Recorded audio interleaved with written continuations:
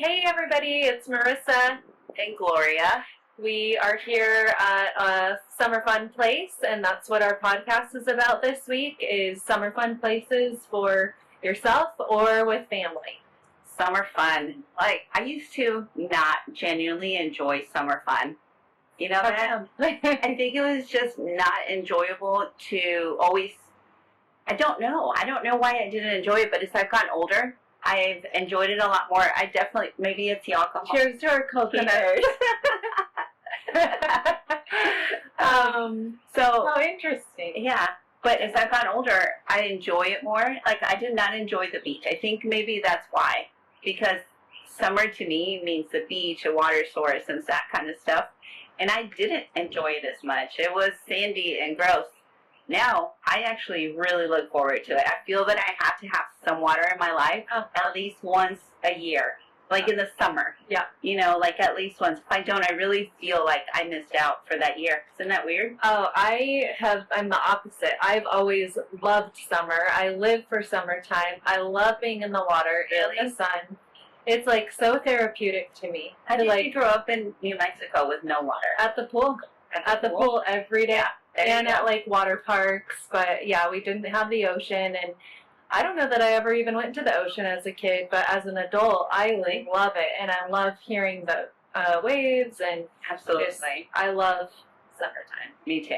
I love it more now. But today's a pretty exciting. It's not just about summer. We're going to share some tips on some of our beauty products that make summer really fun. Mine are kind of the less, I would say my beauty products for today are the underrated beauty products that we use every day. Mm-hmm. You don't like deodorant? That's hilarious that you say that because that's exactly what it is. Yes. Swear? I swear. Oh my gosh, guys, this lady is nuts. That is one of them, but I brought two. But don't worry, you're going to love both of them. Yeah. I think as I've gotten older, there's some things that have become really, really important, and deodorant is one of them. Like, you don't realize how, and it's not that the other weren't working, they're just not good or good for you, or... I'm always confused by, like, women saying that they, like, stink. Because, not that I've never had body odor, but I've heard ladies be, like, out all day in the hot sun, and then they're like, oh, I stink. And I'm like, why? So maybe you have some great deodorant tips to help, because even that whole body deo, I'm like, who needs whole body deo? But I bet a lot of people do. I think, one, I do think that during hot summer time, it's different than winter. Yeah. However, as you get older, or even as you start going through puberty, you know, your hormones change. Yeah. My daughter, there's days that it's just like crazy. Like, oh, you showered in a month. I'm just kidding. It's not that bad, but it's true. You know, as our monthly cycle fluctuates, that will have an impact on how you smell, and even if you don't smell, even if other people don't smell it, it affects how you feel about yourself. Yeah. Because it's just a matter of you already know that it's there. Yeah. But I do believe also, and I hate to say at our age, but at our age, things are changing. Yeah. We may still look young and spry, but, you know, things are changing, and that's one of the reasons. So, as I learned my sweat stash for the third time. My goatee. If you ever see me on the road and I'm going like this, there's actually something there. It's not a joke. It's not an illusion. Yeah. But with that being said, go ahead and tell them. Yes. Our next podcast is going to be talking about the body changing, especially as we get into our 40s and up. So that's a sticky subject that we will definitely get into. So be prepared for that. And if you have any questions concerning it, let us know now, so maybe we could address them. Yeah, absolutely. Get some answers. You like my, sailor hat. I love it. At least it's staying with this wind. I love it. Great. Well, actually, I think maybe you should mention a little bit about our guest, because she'll be able to answer some of those more serious questions that we don't claim to know the answers for. I think, honestly, we're probably just going through it, at this thing, she's a little bit ahead, but bodies changing? Why are we finding random hairs here and there? Why are we, stopping our cycles? Just the topic of that nobody wants to talk about, honestly. Yeah, what it is. It's like you do talk about like when you're a teenager going through puberty and your cycle and pregnancy and delivery and being a mom and all these things, but then it like stops. No one wants to talk further. Right. Well, I think part of it is, first you're going into life and you're growing and you're bringing life. It's one of those things. I never thought I would be tired of being like in that life cycle, in that life stage, but I am actually loving where I am right now. So I'm excited to talk about next week. Yeah. No.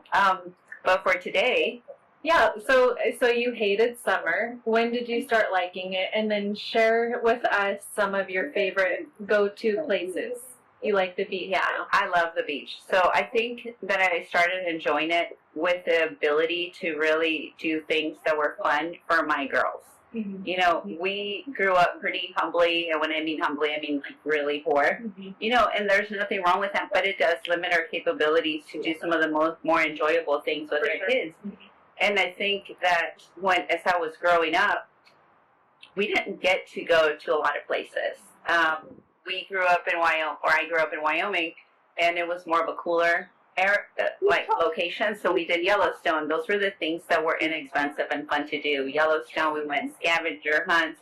We did fossil hunts. Those were really fun, but they're super common in Wyoming because there's dinosaurs and all this stuff. But to go out to the beach and stuff, that was just never really an option. Yeah. And then when I would go to the lakes, they also didn't have great amounts of water.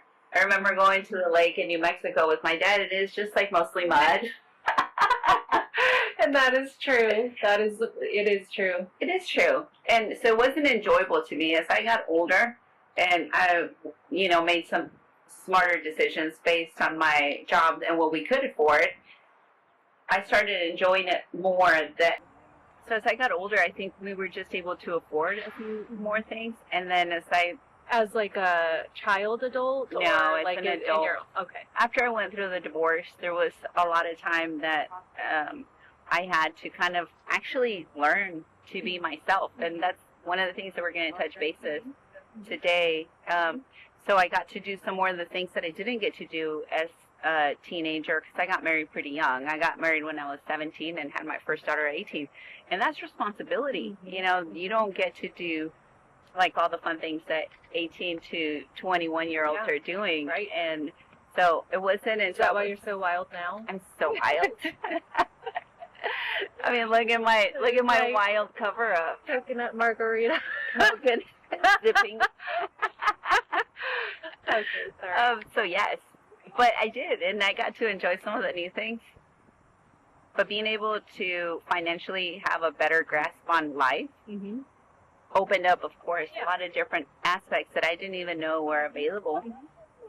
Not that they weren't available. You always know that there's a cruise. Yeah. You always know that you can go on vacation anywhere in the world.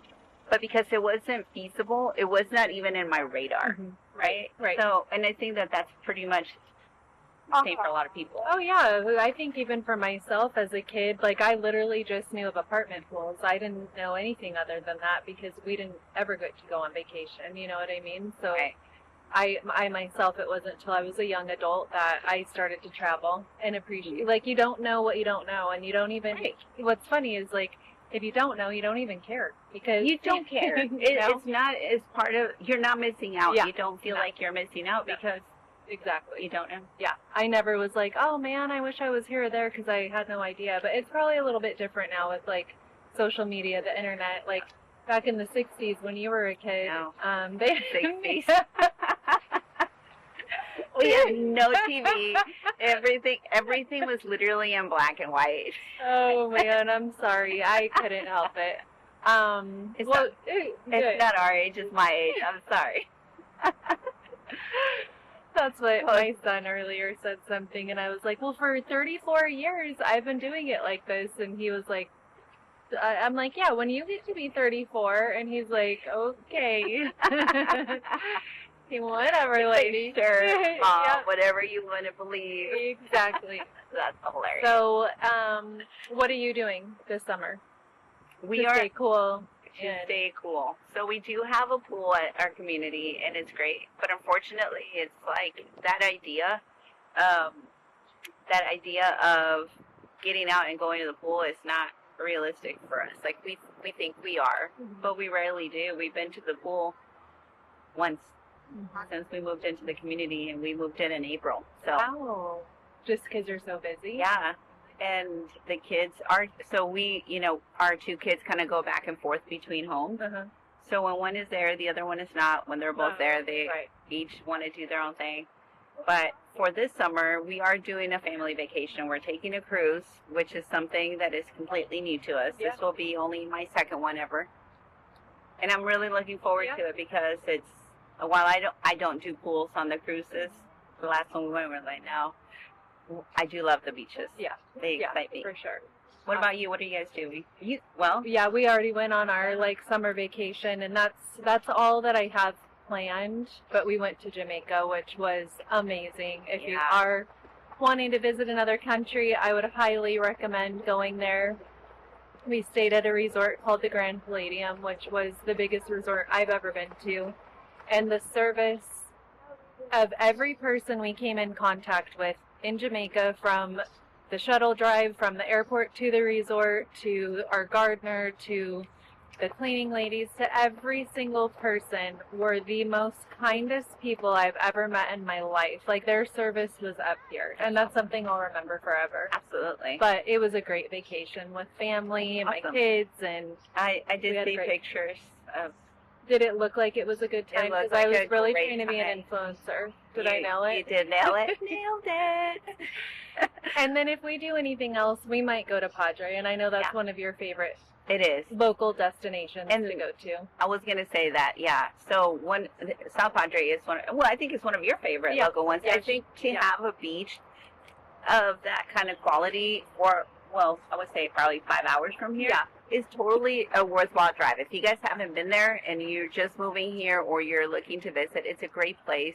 Go ahead. And some great food, according to Marisa. Yes, the few restaurants that we ate at in Padre were delicious. And unfortunately, I didn't write the names down. I'll have to look, and that way we can put them on. Yeah, we'll put them on there for you guys. But it was an Italian place. Was delicious. And then a little I don't know, everywhere. I'm gonna look it up because I really had delicious food there. And then we stay at an Airbnb where we did most of our cooking at home, but ate out once a day. So it's you could maximize.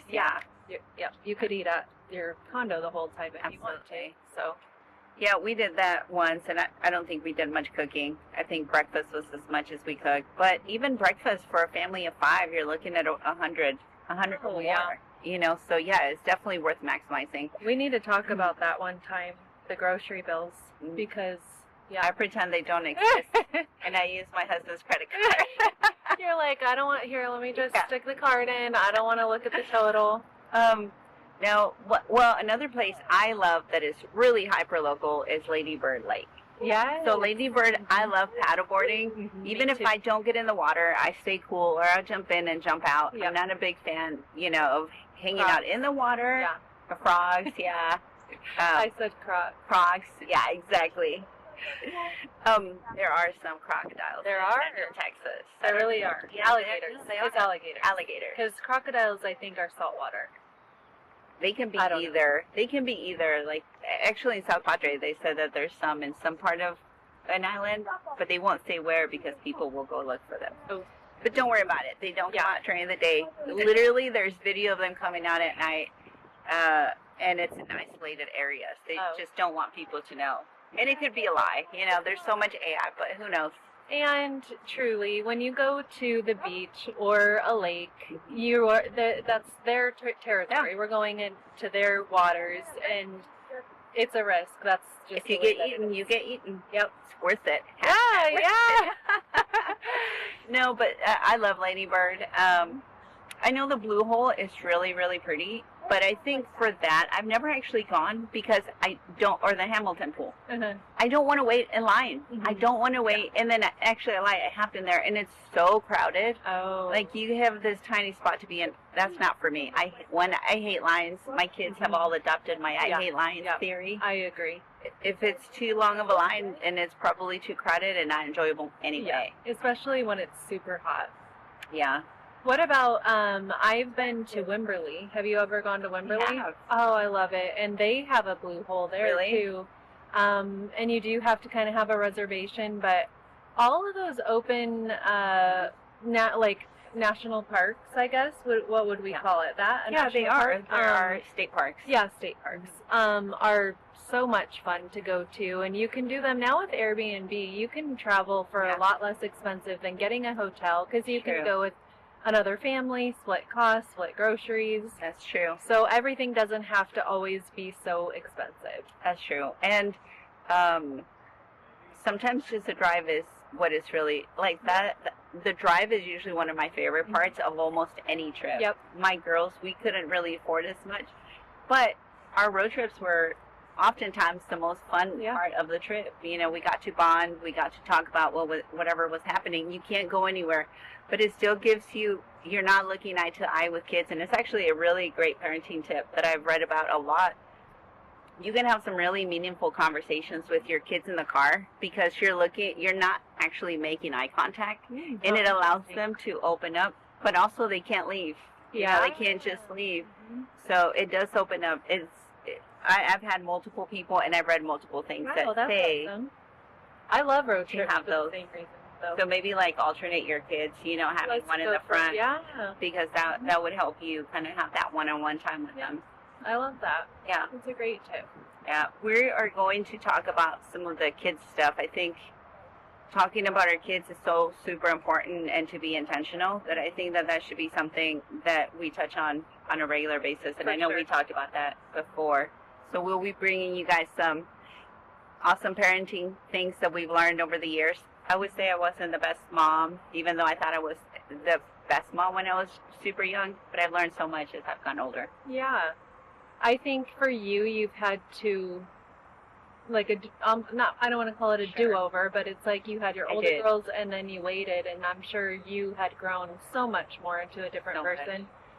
But I think with parents, like, the most important thing for us is to, like, have grace on ourselves, because it's our first time being a parent. It's like, I think sometimes we put pressure on ourselves of, like, we have to be perfect and we have to know all the answers and we can't blow it. And, you know, sometimes I think our kids compare us to other parents, you know, like their friends' parents, and, you know, I think at the end of the day, like, we're all doing the very best that we can at the time that we're given, and the information and knowledge that we have. Because I think a lot of the things that we do isn't because we're trying to hurt our kids. Of course, no one is trying to hurt their kids, but I think it's a lack of knowledge. Yeah. I know all the mistakes that I made were really genuinely a lack of knowledge of not only at that moment, but what it would do to our kids in the future. Yep. So, and those are all things that, you know, you learn as you definitely get older. With that being said, do you have a mom win for the week or a mom fail? A mom win and a mom fail. Yes, actually I do. So why don't you share? I feel like I've been talking most of the time. Do you have something you want to share? Let's see. Gosh, I've really been nailing it as a parent for the... Nailed it. Gosh, it's going to take me a second. Let's see. I'll say mine then, since I do have my parent win. So, actually, I wouldn't even say it's a win and a fail.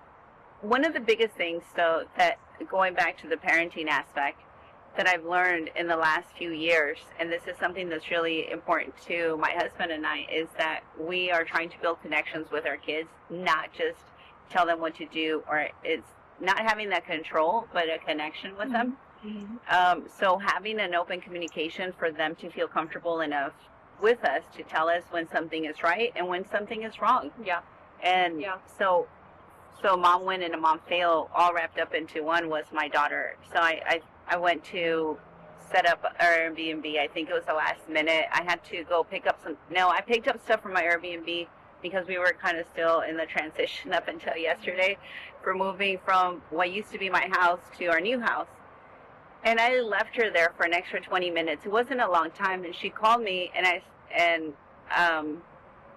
I told her I would be there. But anyway, long story short, what ended up happening, she said, at dinner, she said, Mom, I just want you to know, and she's laughing, she's joking, you know, but she said, I just want you to know that when you tell me you're going to pick me up at whatever time and you show up 10 and 15 minutes later, it really makes me feel like that child left by themselves, or it makes me feel like the crawling up into a fetal position and crying. Like, she was joking, but somewhere in that there was bits of truth. For sure. That even though she knows that I was coming, she knew I was coming. It wasn't a question of, it was just a matter of when. And I'm the person that tries to fit more and more into my daily bucket because I want to be productive and I want to just have that time with them cut out. But it's hard in real estate. So when she said that, I said, really? Are you kidding? Are you joking? Because she was laughing and she was smiling. And she just said, yeah. So, of course, that's my mom fail. Yeah. You know, I felt terrible that she was feeling neglected or even unloved. And I know that I did that to my older girls, but that was genuinely when I was as a single mom working, and they were home alone a lot. So going from that to this seems like so negligent to me, but to her, it was a big deal. Yeah, and I love that she shared that with you, and like that's the win. You know, that So that right there was the win, to know that she feels comfortable enough and loved enough to know that if I can fix it, I will. Yes, I love that. Okay, so I don't know how I forgot my mom moment. So I don't really know whether it was a win or a fail, but Saturday night I was sleeping. And I had my phone on the floor, as I always do. And I know usually never hear it, but this night, so the win was probably that I actually answered the phone. But I could hear bzz, bzz, so I get it, and it's my son. And he's like, Mom, I just got pulled over. And I'm like, okay. And then I hear the police officer, hello, is that Mom? Hi, Mom. This is Officer so-and-so. Tell me why I just clocked your son zipping by me at 89 miles an hour. And I'm like, all like sound asleep. And I'm like, I don't know. And I'm like, I don't know, sir. And I was like, I'm sorry. He's like, well, he tells me this is your vehicle. Is that true? I said, yes, it is. He said, well, guess what I'm going to do? I'm going to let you handle this at home, because if I write him the citation right now, your insurance is going up. And you forget about that. Like, it's always like, don't get in a wreck, don't speed, but like, you forget about like every little thing that we do, whether we're just speeding, it affects everything, and it can affect your pocketbook. So absolutely, I was so grateful that it wasn't a bad call. Like, you know what I mean? It could be a safety too. Yeah. Like I know that was probably the first thing that you were thinking. Yeah. So I was thankful he was okay. And I was so grateful for the officer that had grace on him, because ultimately had grace on me. Right. And it was a teachable moment. I was like, son, tell him, like, you know, because he wanted to defend his speeding. And I'm like, you don't have a defense when you're breaking the law. Like, you just don't. Right. So just be nice to him, you know, yes, sir, and get home safely. You're not going to be a grandma, are you? He wasn't speeding. Yeah. That is the only acceptable reason. Yeah, so anyways, and then I couldn't sleep all night because I wanted him to get home safe, and then it's like, you know, your kid to get pulled over, like, he's only 16, he's a new driver, you know, but anyway, I feel like that was a win. That's a great moment, yeah. I don't know that it was a fail, it was definitely a teachable moment. It's a teachable moment. I don't think it's a fail on you. I 100% guarantee you've told him not to speed. I do, but like sometimes, to be honest, if we're in Austin and it's late and I want to hurry and get home, I'll choose him to drive us home because I know he's going to shave a few minutes off, but no more. I'm like, I did tell, I'm like, no more. But it's not a lot worth of it. trust as well. Yeah. You know, for you to let him drive. How have I wiped my sweat stash at least 7 times and you haven't even touched yours? So mine is under my eyes. I was like, maybe I am. Let's share your beauty secret now. 'Cause Okay. maybe I do need some of that whole body deo. It isn't, well, it is the whole body deodorant, but I wouldn't recommend you use the same one. Okay. Because it's not, is it not a good one? No, it's great. I'm saying don't use the whole one for all the different body parts. Oh, You can. yeah. So this is my deodorant, and it is native. And I use the coconut vanilla. Honestly, I would use whatever Sam's has because they're so expensive. Yeah. So this is $12 Wow. at H-E-B. But it lasts me 4 or 5 months. Oh, wow. Like 4 months. Okay. Let's say it lasts me for 4 months. Okay, that sounds really exaggerated. To be fair, I don't use deodorant every single day. I don't really need it every day. Yeah. But, so it does last me extra long, but I think you could get easily 3 months out of this. Yeah. But the point of this is not just that it's a deodorant. It is aluminum free, and it uses, I don't know what it uses, but it doesn't make your underarms, it's not an antiperspirant, so it's not going to make your skin sticky. So most deodorants, the way that they work is they clog your pores, and they add some type of smell to mask whatever you already do have. So this one doesn't do that. It doesn't clog your pores.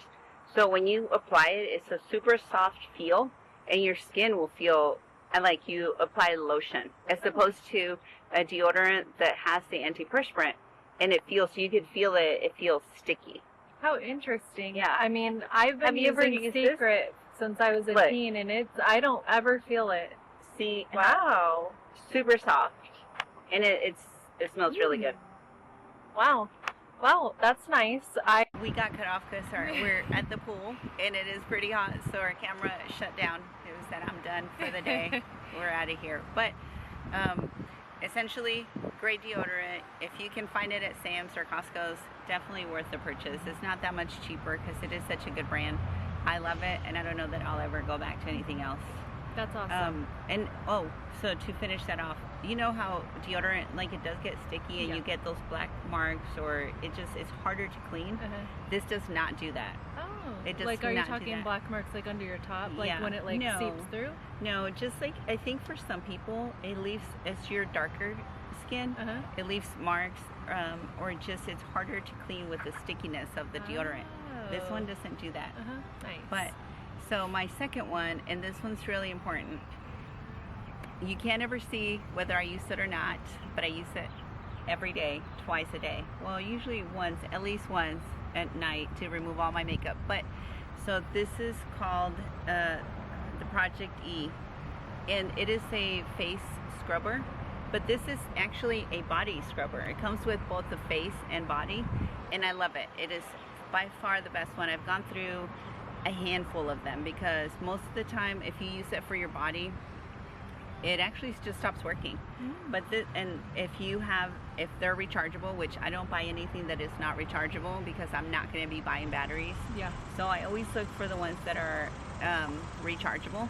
And this one is so simple and yet so genius because most of them are just open face where you plug it in. But this one, it actually has a cover to the charge port. Nice. So it never gets wet, and the battery life of this will last for a solid month and a half before I have to recharge it. And what so you guys brand can is see, it? It's Project E Beauty. Okay. Sorry, I wasn't So listening. we'll have the link on it, and I think I paid $40 on Amazon. But this by far has exceeded almost any other brand that I've purchased, and it stays in my shower because the port has a cover and it doesn't get wet.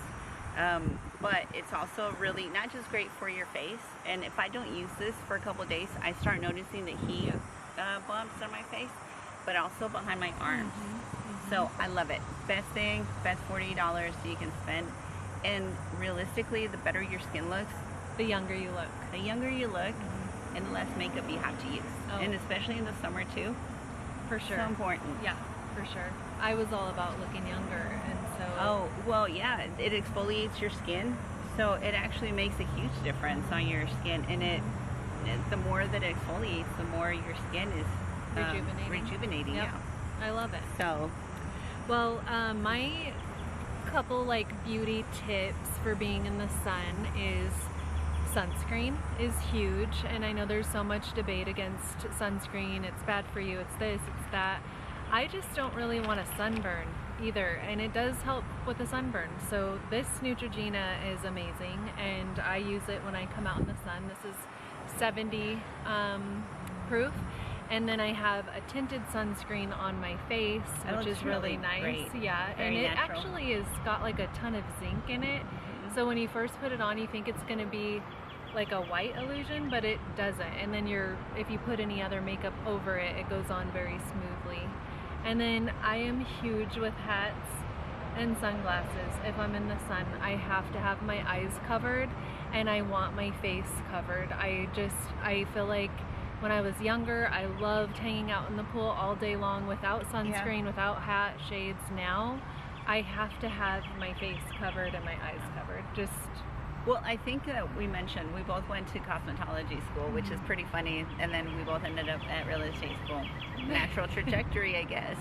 I think I know a lot of hairstylists actually that ended up in real estate. I think you just have a servant's heart, and I think it's a natural transition. But so I agree with you.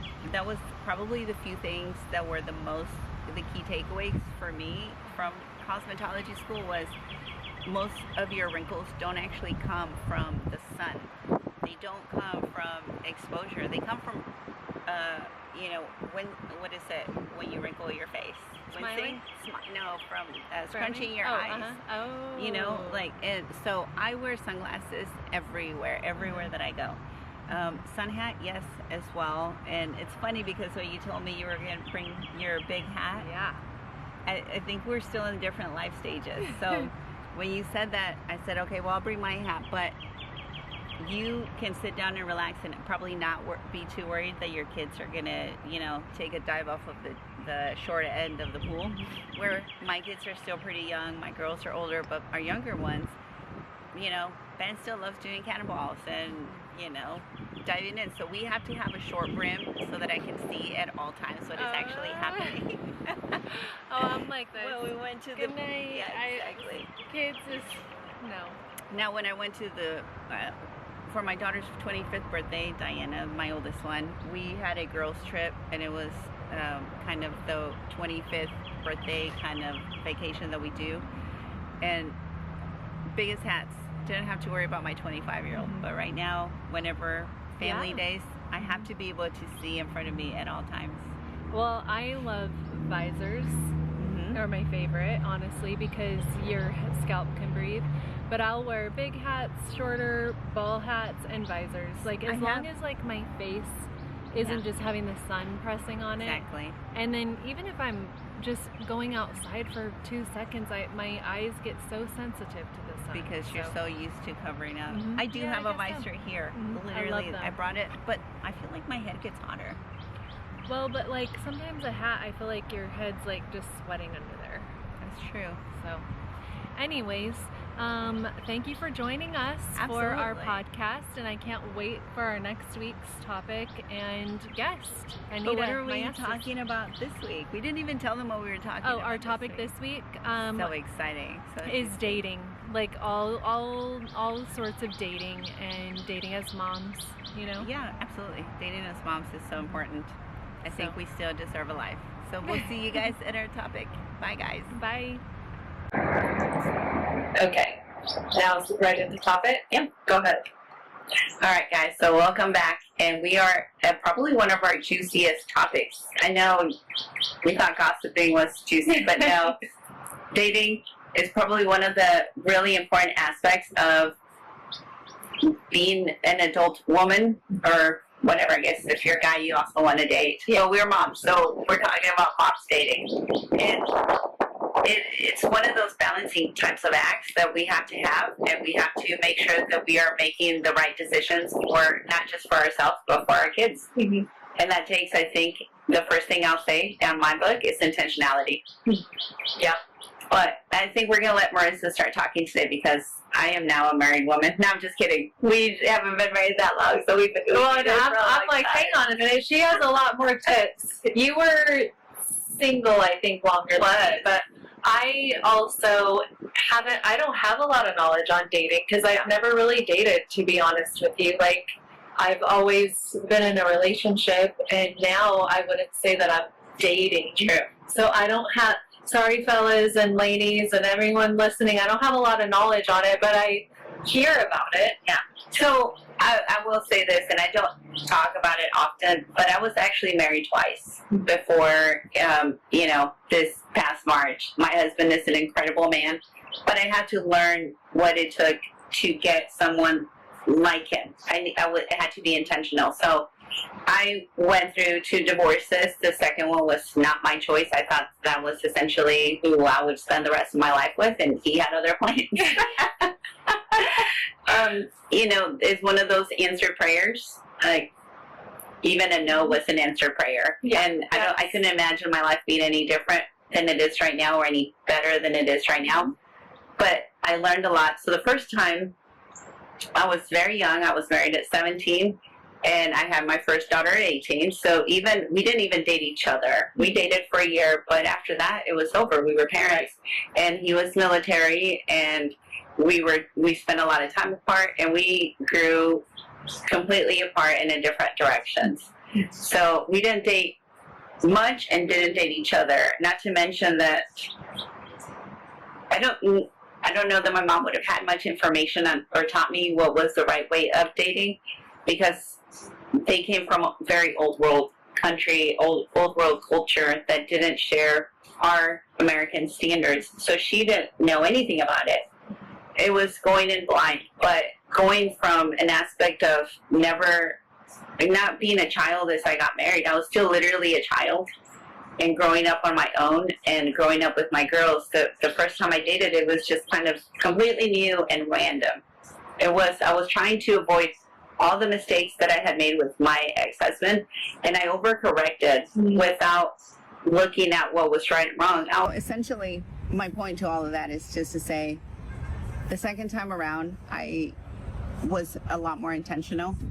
I decided to do things very differently, and because I did with the first time, I didn't have to share time with my kids, so I was trying to make time for myself when I would to go on dates and whatever. But with my daughter, the biggest thing that I would say is be intentional with your time and your kids, because that was probably the thing that's brought us the closest. If my daughter, since I have her split time with her dad, I really wouldn't go anywhere unless she was with her dad. Right. Because they're going to spend enough time away from you. Yeah. I think you need to they're going to spend enough time away from you that you should have enough time to go out and do the things that you want to do without taking time away from the time you have with your kids.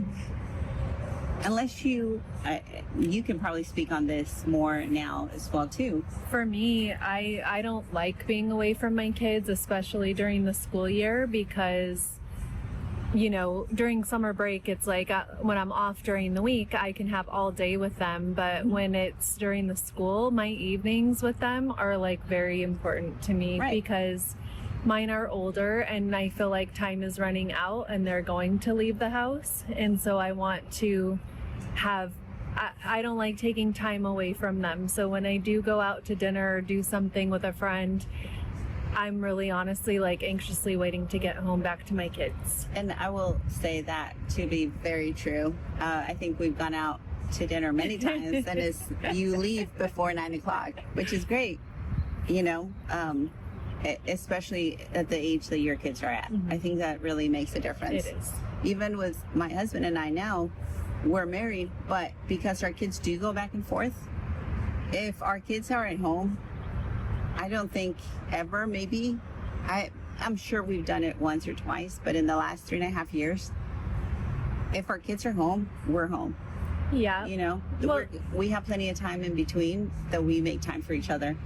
And I think it's also different, like if there are single moms out there, I think it depends on your age, your kid's age. Are you sharing 50-50 custody? In my case, my kids are at my house all the time, so I never want to leave them. That was the point I was trying to make. If my kids were with their dad, then I would feel more comfortable leaving, but I'd rather be at home with them. But, and if you're married, I think dating your husband is so important, you know, taking time to connect. And thankfully, you guys are together all the time as a family unit. So spending that quality time with your husband and getting a babysitter once a month, or, you know, whatever works for your relationship. But spending time on yourself and with your spouse or your partner, your boyfriend, whoever it is. I think is the point is just being intentional about it. Yeah. And aware, because kids don't deserve, you know, to be drug along for a dating ride either. You know what I mean? That's my personal opinion. But I feel like you are the adult, like maybe, and I don't even know if you want to record this, but like I feel like, you know, I was a kid of a divorced parent, and they went out a lot, and I hated it, and I never wanted that to be the case for my kids. You know, I wanted them here, so I'm going to spend time with them while I have them in my home. And then there's a time later that maybe that time will come. But well, and as kids get older, you can leave them alone. You know, but if you have the opportunity to go and do your thing when they're not home, but if they are home all the time, then I absolutely think it's really important. My husband and I were just having this conversation. Like, I think we get really wrapped up in making plans for the kids, and sometimes it's really easy to lose track of planning for each other, planning for that time, for that one-on-one. I think we were just having a really quick conversation on having that physical intimacy. And if you don't make time for that, if you don't feel valued, that on its own can be difficult to have with your spouse if you're not feeling like you are a priority as much as the kids are. And whether you are, you know, a married couple, biological parents to both of the kids, or you have kids from other people, the biggest thing is that when your marriage is strong, or when your relationship is strong, it's going to enhance your family life overall. Security. Absolutely. Everyone feels secure. And I think the funny thing is with me is if I even go to the grocery store and to the gas station, I'm getting a call about, where are you? Who are you with? When are you coming home? I'm tracking you. That's true with my daughter. Do your kids track you too? They'll be like, you were here and then you were over here. How did you get? And I'm like, dang, Dad, I'm sorry. You know? But, and I love it. Like, I love being a mom. I think it's my favorite thing ever. Awesome. And so I want to be okay for me. In their lives, like, as much as I can without bothering them. But and that's another aspect, you know, as my kids have gotten older, I realize how much more important it is. I realize how much more important it is for me to have that relationship where they want to be a part of my life. As parents, we're always going to want to be a part of their life. But for them to want to reach out to us, like, that's really the goal of parenting, is that they'll want to come back. But as far as the dating aspect, you know, intentionality seems really big to me. What else would you say?